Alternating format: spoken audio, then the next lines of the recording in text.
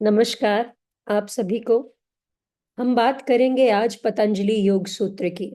हम सब जानते हैं कि पतंजलि योग सूत्र प्राचीनतम ग्रंथ है जो योग के सूत्रों के बारे में बताता है। और आज की मॉडर्न साइकोलॉजी के कंसेप्ट्स जो हैं वो जो भी बात करते हैं, अगर आप उनको ध्यान से पढ़ेंगे और सुनेंगे आपको समझ आएगा कि हमारा पतंजलि योग सूत्र कितना साइंटिफिक और कितना वेल ऑर्गेनाइज्ड था उस टाइम पर भी और आज के परिप्रेक्ष्य में भी। जब हम इसको देखेंगे, अगली स्लाइड को, ये हमें बताता है कि पतंजलि योग सूत्र प्राचीनतम ग्रंथ है जो योग के सिद्धांतों और अभ्यासों का सबसे व्यवस्थित और वैज्ञानिक वर्णन करता है। और ये बात बिल्कुल सत्य है। जब हम खुद मॉडर्न साइकोलॉजी के कंसेप्ट्स को पढ़ते हैं और ये समझते हैं कि किस तरह से मॉडर्न साइकोलॉजी माइंडफुलनेस की बात करती है, अपनी ब्रीदिंग पे कंसंट्रेट करने की बात करती है, बॉडी स्कैनिंग की बात करती है, तो ये सब बातें आज से कितने हजारों साल पहले हमारे ग्रंथों में लिख दी गई थी। और पतंजलि योग सूत्र बहुत साइंटिफिक तरीके से हर चीज का वर्णन करता है। ये बहुत व्यवस्थित है और ये योग को मानसिक, शारीरिक और आध्यात्मिक उन्नति के लिए एक मार्गदर्शन के रूप में प्रस्तुत करता है। और आज की साइंस भी यही कहती है कि आपको, अगर आपने सुना हो साइकोसोमैटिक, साइकोसोमैटिक का अर्थ क्या है? यानी जो आपके दिमाग से आता है, यानी आपके मन से आता है। आपके मन में जो भी भाव चल रहे हैं वो आपके शरीर के ऊपर रिफ्लेक्ट होते हैं। तो आपको अपने मन पे पहले काम करना पड़ेगा, अपने मन को नियंत्रित करना पड़ेगा। और यही बात करता है पतंजलि योग सूत्र, मानसिक, शारीरिक और आध्यात्मिक उन्नति के लिए एक मार्गदर्शन के रूप में हमें प्रेरित करता है। इसमें 195 यानी 195 सूत्र हैं और 4 पाद हैं। एक क्विक रिव्यू कर लेते हैं चारों पादों का, क्योंकि इस पूरे सत्र में हम पहले पाद के बारे में बात करेंगे। तो जब हम बात करते हैं पतंजलि योग सूत्र के समाधि पाद की, जो कि पहला पाद है, हमारे 4 पाद कौन से हैं? समाधि पाद, साधन पाद, विभूति पाद और कैवल्य पाद। तो जो हमारा समाधि पाद है उसमें क्या है? उसमें कितने सूत्र हैं? 51 यानी 51।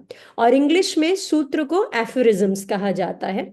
और ये किस चीज की बात करता है? योग के सिद्धांतों की बात करता है और समाधि के महत्व की बात करता है। महर्षि पतंजलि क्या कर रहे हैं पहले पाठ के अंदर? वो हमें बता रहे हैं कि आप अगर समाधि यानी उस स्थिति में आ जाते हो जहां पे आपने अपने चित्त और मन के ऊपर काबू पा लिया है और आप अपनी वृत्तियों को नहीं ध्यान दे रहे हैं और आपने अपनी वृत्तियों के ऊपर काबू पा लिया, अपनी इंद्रियों के ऊपर। हमारी कितनी इंद्रियां हैं? 11। 5 हमारी कर्म इंद्रियां हैं। 5 हमारी कौन सी इंद्रियां हैं? आप सब जानते हैं, कर्म इंद्रियां और ज्ञान इंद्रियां। और 11वां क्या है? 11वीं जो इंद्रिय है हमारी, वो मन है। क्योंकि ये सब हमें भटकाव पैदा करते हैं। और जब हम बुद्धि और विवेक के द्वारा इन सब को अंतर्मुखी कर लेते हैं तो हम समाधिग्रस्त हो जाते हैं। हमें आसानी से कोई भी चीज डगमगा नहीं सकती है, भटका नहीं सकती है, हमें भयभीत नहीं कर सकती है, हमें चिंतित नहीं कर सकती है। और यही पहला पाद में वो बता रहे हैं हमें, देखो भाई, अगर तुम ये सब फॉलो करोगे तो तुम्हें क्या मिलेगा? तुम्हें समाधि की स्थिति मिलेगी, यानी तुम आराम से काम हो जाओगे, तुम्हें कोई भी प्रॉब्लम नहीं रहेगी। अब दूसरे पाद में वो किसकी बात करते हैं समाधि पाद के बाद? साधन पाद, जिसे साधना पाद बोल देते हैं। यहाँ पे हमने भी शायद साधना गलती से लिख दिया है, क्योंकि अंग्रेजी की आदत है ना कुछ गड़बड़ कर देना। तो ये साधन पाद है। साधन यानी आपके जो चीजें हैं जिनके थ्रू हम, अगर हमें अपने इंस्टीट्यूट आना है, अपने ऑफिस आना है, किसी को मिलने जाना है, तो हमारा साधन होता है ना किसी चीज का, a vehicle which takes us from one place to another. So साधन यानी आपके योग के अभ्यास और अष्टांग योग की बात हुई है यहाँ पर, the practice of yoga and the eight fold path of Ashtanga yoga. बहुत से लोग सिर्फ प्राणायाम और आसन को ही योग का पूरा मूल सिद्धांत मान लेते हैं, मगर ये बात सच नहीं है। खाली आसन करने से और प्राणायाम करने से अगर हम अपनी कॉग्निशन को प्रॉपरली इन्वॉल्व नहीं करेंगे, हम ध्यान स्थिति में नहीं जाएंगे, हम माइंडफुलनेस स्टेट, माइंडफुलनेस बहुत ही इंपॉर्टेंट वर्ड है जो आजकल यूज होता है, अगर हम उस स्टेट में नहीं जाएंगे तो हम शायद आधा आधा अधूरा काम करेंगे। तो साधन यानी योग के अभ्यास किस तरह किए जाने चाहिए, और योग के जो अष्टांग योग है यानी उसके जो 8 तरीके हैं वहां तक पहुंचने के, वो क्या हैं। तीसरा पाठ है विभूति पाद।